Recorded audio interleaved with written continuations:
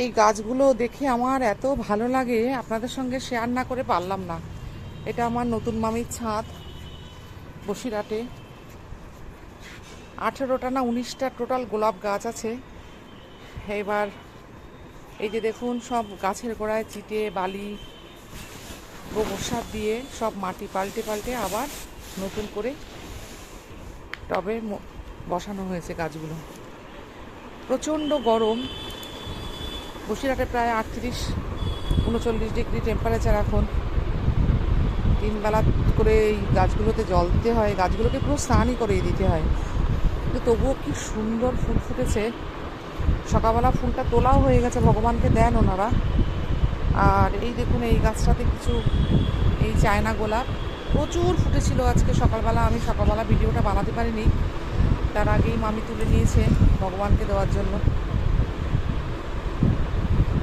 খুব সুন্দর করে ছাদ বাগানটা করেছে মামা।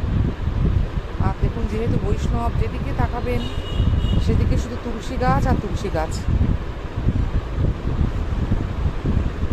এই যে দেখুন, এদিকে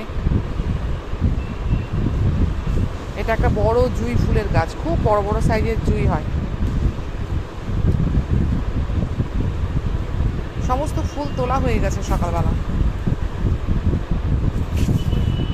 বিভিন্ন ধরনের ফুল আছে এখানে। দেখুন, এই ফুলটা কত সুন্দর, একদম টকটকে কমলা রঙের।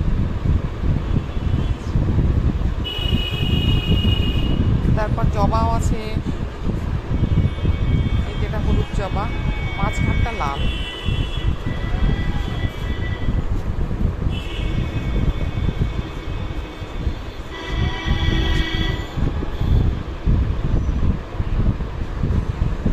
ওই ধারে রাখা আছে গোলাপ গাছগুলো, আর এই ধারে রাখা আছে এই বেল ফুল, জুঁই ফুল, চন্দ্রমল্লিকা, ডালিয়া, এগুলো। আর এই দিকটা আছে, এখানেও প্রচুর তুলসী গাছ।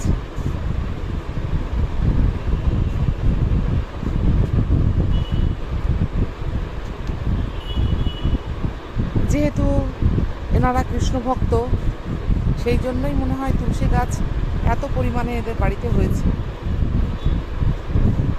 এবং অনেক ধরনের তুলসী গাছই দেখলাম, ছোট পাতা, বড় পাতা, রাম তুলসী, অনেক রকমের তুলসী গাছ আছে।